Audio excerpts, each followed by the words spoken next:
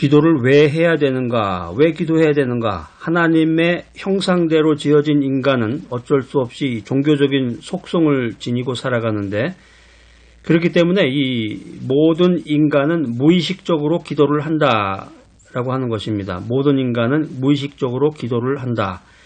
삶의 고통이라든가 이 악한 상황 속에서 더욱더 기도를 하게 되는데, 기도가 모든 사람에게 있는 보편적인 현상이지만 믿는 사람, 성도들에게 있어서 이 기도의 필요성은 확실히 다른 것입니다.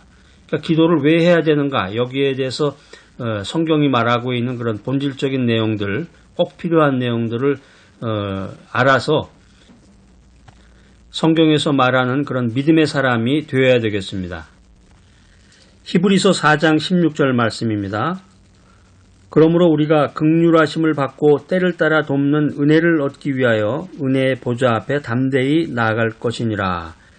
히브리서 4장 16절 말씀 여러분 찾으셔서, 이거 암송 구절인데 굉장히 중요한 말씀이에요. 기도라고 하는 것은 한마디로 언약을 성취받게 한다라고 하는 것입니다. 언약이라는 것이 이제 커브넌트인데 영어로 믿는 성도는 언약을 받은 존재다라고 하는 것입니다. 그리스도 안에서 하나님의 언약을 받은 특권적인 존재, 이것이 성도인데, 이 성도라는 것이 거룩한 물이라는 뜻이잖아요. 그건 아무한테나 쓸 수가 없는 건데 그냥 교회 다니면 성도라고 그러죠. 아니면 교회에서 집사가 아닌 사람들을 성도라고 하기도 하고, 그러니까 장로나 권사나 집사나 다 성도죠. 어떻게 보면 굉장히 귀한 말인데, 성도라는 것이 거룩한 사람이라는 뜻인데, 우리가 흔히 장로나 권사나 집사가 아닌 사람을 그냥 성도예요, 그냥 그렇게 얘기하는 경우가 사실 많은데, 죄의 용서라든가 하나님의 동행, 영생의 획득, 믿음의 승리, 아주 이런 수많은 하늘의 언약들이 성도들에게 주어진 것입니다. 이런 언약은 우리의 공로가 아니라 이 그리스도 예수의 대속의 은혜 속에서 주어진 하나님의 선물이다, 하나님의 축복이다, 이것을 우리가 깨달아야 되겠습니다. 그런데 이와 같은 언약과 축복이 성취가 되려면은 이 성도의 믿음이 필요하다는 거죠. 성도의 믿음이 요구된다. 아무리 하나님께서 언약대로 성도들을 축복해 주시려고 해도 불신하는 마음, 교만한 마음이 있으면은 이걸 주실 길이 없는 거야. 히브리서 3장 18절 19절에 보면 아주 특이한 일이 기록이 되어 있는데, 가나안 땅을 언약받고 출애굽한 이 선민 1세대가 광야에서 모두 죽어버렸는데, 광야에서 멸절한 이유에 대해서 성경은 이렇게 말하고 있습니다. 하나님의 언약을 경히 여기고 불신했기 때문이다. 이 불신하는 마음, 교만하고 불신한 마음, 이거 아주 굉장히 위험한 태도입니다. 하나님께 나아갈 때는 특별히 믿음 안에서는 항상 겸손한 마음이 필요해. 겸손한 마음, 공손한 태도, 이게 없으면 말씀이 들리질 않는단 말이에요. 말씀이 들리질 않아. 어제까지만 해도 주님의 말씀을 들을 때는 너무 은혜 가운데서 할렐루야 이렇게 받아들였는데, 내가 주님의 말씀이 들리질 않는다. 이게 내가 교만한 태도로 나아가는 거죠. 교만한 태도, 불신하는 마음으로. 그렇기 때문에 기도라고 하는 것은 하나님의 언약에 대한 성도들의 믿음의 응답이고 믿음의 행위다라고 하는 것입니다. 기도하는 믿음의 성도에게 하나님은 그리스도 안에서 행하신 모든 구속과 축복의 언약을 성취시켜 주신다. 이것을 믿는 오늘 귀한 시간이 되어야 되겠습니다. 기도는 축복의 통로인데 언약을 성취받게 한다. 성경에서 세 가지만 여러분들에게 요약 정리해드리면, 마태복음 5장 44절입니다. 나는 너희에게 이르노니 너희 원수를 사랑하며 너희를 핍박하는 자를 위하여 기도하라. 하나님의 사랑을 깨닫게 해주는 것이 기도다라고 하는 것입니다. 두 번째, 사도행전 2장 1절, 오순절 날이 이미 이름에 저희가 다 같이 한 곳에 모였더니 성령의 은사를 체험케 해주는 것이 기도다라고 하는 것입니다. 그러니까 기도하는 사람, 말씀 안에서 신실한 생활을 하는 사람은 성령 충만하게 됩니다. 근데 흔히 믿은 지가 얼마 안 되고 그냥 무늬만 크리스찬인 사람들은 이 성령하고 관계가 없어요. 그러니까 잘 모르는, 기독교를 잘 모르는 사람은 성령 충만이다 그러면 이거 광신자가 되는 건가요? 그렇게 얘기하는 분도 있는데, 이런 분들은 그 믿음의 근본이 잘못된 거야. 기본이, 믿음의 기초를 좀 알아야 되는데, 말씀을 들으면 말씀이 충만하게 됩니다. 말씀을 들으면 말씀이 충만하게 돼요. 여러분 이제 이 말씀을 듣잖아요. 성경 말씀 자꾸 이 시간을 통해서 성경 말씀이 많이 선포가 되는데, 할렐루야, 성경 말씀이 많이 선포가 되는데 말씀을 듣는단 말이에요. 말씀을 들으면 믿음이 생기고 말씀이 충만해져요. 말씀이 충만해지면 성령이 충만해지는 거예요. 기도는 축복의 통로이기 때문에 언약을 성취받게 하는데, 세 번째는 민수기서 11장 2절 말씀입니다. 백성이 모세에게 부르짖음으로 모세가 여호와께 기도하니 불이 꺼졌더라. 기도를 통해서 하나님의 진노를 막게 된다는 것입니다. 세상 사람들은 이제 재수가 없다는 말을 많이 쓰는데, 재수가 없다, 재수가 없다 이런 말을 많이 쓰게 되는데, 우리가 인생 살다가 보면 뜻하지 않은 그런 고통과 고난과 환난, 그런 환경적인 것으로 인해서 그런 어려움을 당하게 됩니다. 요즘같이 그 코로나19로 인해서 뜻하지 않은 일들이 생기게 되는데, 기도해야 된단 말이에요. 이럴 때 기도를 통해서 축복의 통로인 기도를 통해서 우리가 하나님께서 나에게 주신 그 언약의 말씀, 언약의 은혜의 말씀을 성취되게끔 해야 된다라고 하는 것입니다. 기도는 불가능을 가능하게 만든다. 믿음의 성도들에게 주신 모든 의무는 세상의 기준으로 보면 사실 불가능한 것들이 많습니다. 홍해 앞에 섰던 이스라엘 선민들 한번 생각해 보세요. 홍해를 갈랐잖아요. 홍해가 갈라졌단 말이에요. 이 바다가 갈라져서 그 맨 땅이 돼서 거기를 걸어 들어가는데, 이거 기적이죠. 불가능한 거죠. 또 가나안 여리고성 사건이 있는데, 난공불락이라는 표현을 쓰는데, 그때 당시 세상에서 가장 견고한 성, 무너질 리가 없어요.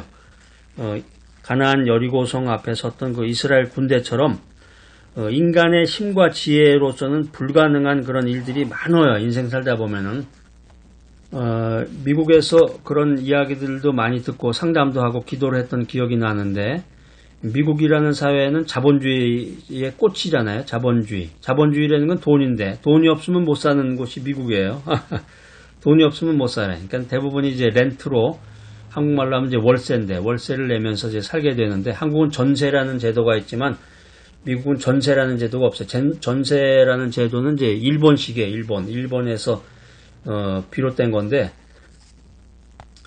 미국은 이제 대부분 월세죠.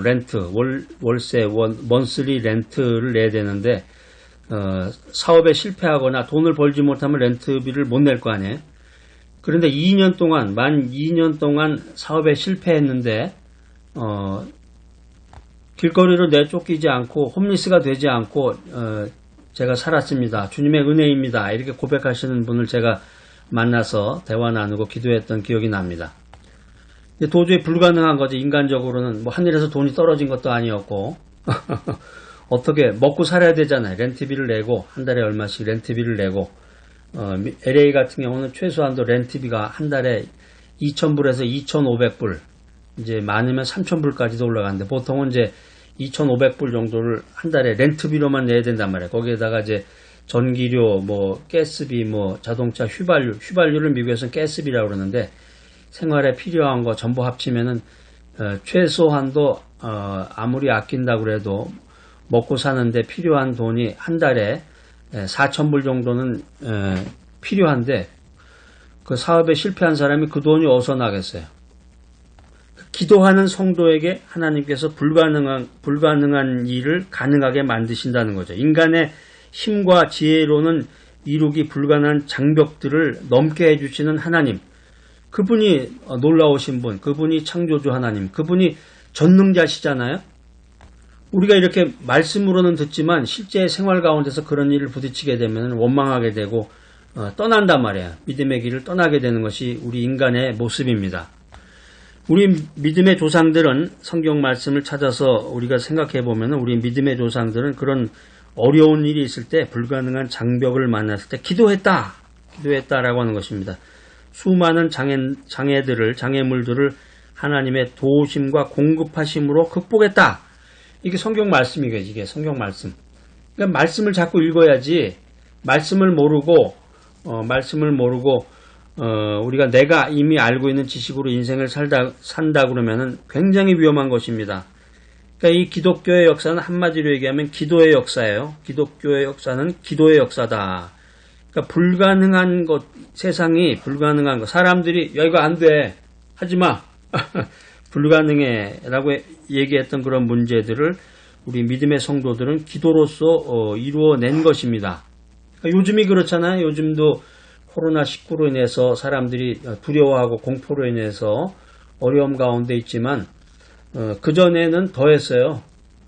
초대교회 시대 당시에는 예수를 믿으면 사자밥이 되는 시대였는데 요즘도 어떻게 세상이 잘못 돌아가는지 코로나19로 인해서 사람들이 교회를 자꾸 원망하고 목회자를 원망하는 그런 시대가 됐는데 저에게 상담하는 어떤 분이 그런 얘기도 하더라고요. 예수 믿는 것이 창피해요. 그러면서 전도도 되지 않고 사람들 앞에 서기가 부끄러워요. 그런 얘기를 했던 그런 이야기를 들은 기억이 납니다.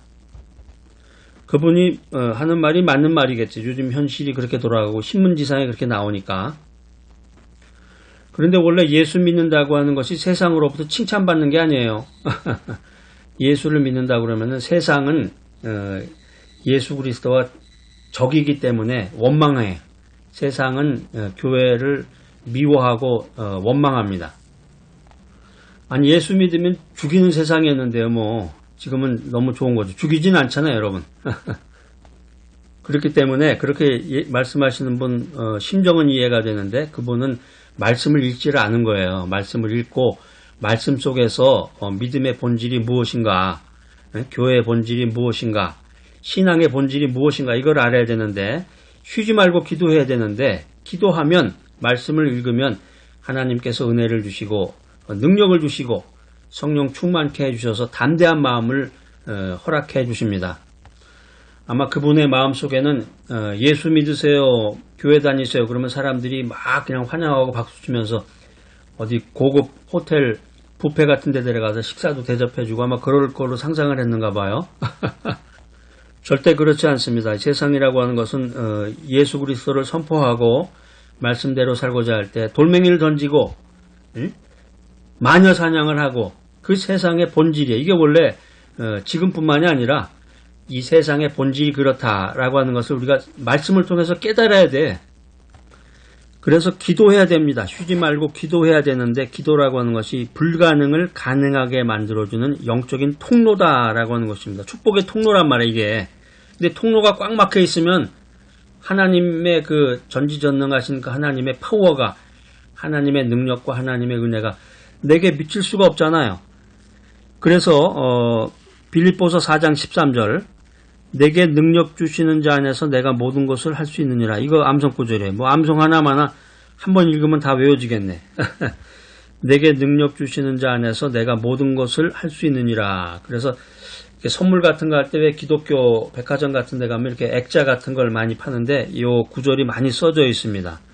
그러니까 여러분들도 혹시 이런 데 관심이 있는 분들은 그런 거 하나 사셔서 벽에다 이렇게 걸어 놓으셔도 좋을 것 같아요. 자꾸 보게 되니까. 내게 능력 주시는 자 안에서 내가 모든 것을 할 수 있느니라. 그러니까 기도라고 하는 것이 하나님의 능력을 빌리는 거예요. 하나님이 내게 능력을 주시는 거란 말이에요. 기도를 통해서. 그 세상이 자꾸 나를 원망하고 세상이 믿음 가운데 있는 나를 자꾸 마녀 사냥을 하게 될 때 기도해야 된단 말이에요. 기도를 하게 되면 그 축복의 통로를 통해서 하나님의 능력을 받게 되니까 은혜 가운데서 그 능력을 가지면 담대한 마음으로 그 고난과 환난을 극복할 수 있는 것입니다. 야고보서 5장 15절 말씀입니다. 믿음의 기도는 병든 자를 구원하리니 주께서 저를 일으키시리라. 혹시 죄를 범하였을지라도 사하심을 얻으리라. 그러니까 기도를 통해서 치유 이적을 경험하게 된다고 하는 것입니다. 우리가 물론 병들면 기도원 가야 되겠죠. 그렇지만 이제 병이 들면 먼저 이제 병원에 가서 진단도 받고 여러 가지 그 인간적인 그런 지혜를 이제 간구해야 되겠지만은 근본적인 것은 우리 믿음의 성도들은 기도를 통해서 치유의 이적을 체험해야 된다라고 하는 것입니다. 출애굽기 17장 11절 말씀, 모세가 손을 들면 이스라엘이 이기고 손을 내리면 아말렉이 이기더니. 그러니까 기도라고 하는 것이 승리의 힘이 된다는 거예요. 기도하면 승리하게 된다. 궁극적으로 승리하게 된다. 아까 어떤 분의 이야기처럼 기독교인이라는 것이 창피하다. 전도하면은 사람들이 막 손가락질하면서 마녀사냥을 한다. 그런 얘기를 들었는데, 그런 말씀을 제가 잠깐 드렸는데, 기도해야 된단 말이에요. 기도해야 된다. 말씀을 가까이 하고 말씀을 읽으면서 말씀을 선포하고 말씀을 읽으면서 기도하는 가운데서 정말 진정으로 주님 앞으로 나아가면은 축복의 통로를 통해서 하나님의 능력이 임하면서 궁극적으로는 내가 승리하게 된다. 이 승리의 힘을 얻게 되는 것이 기도다. 자, 오늘 이 귀한 메시지 들으신 여러분들, 기도라고 하는 것은 축복의 통로구나. 이걸 깨닫고 기도를 통해서 하나님께서 주신 그 약속을 모두 이루시고 또 인생 살아가면서 불가능한 모든 것을 가능케 하시는 그런 풍성한 주님의 은혜를 체험하는 귀하고 복된 여러분 모두가 되시기를 간절히 축복합니다.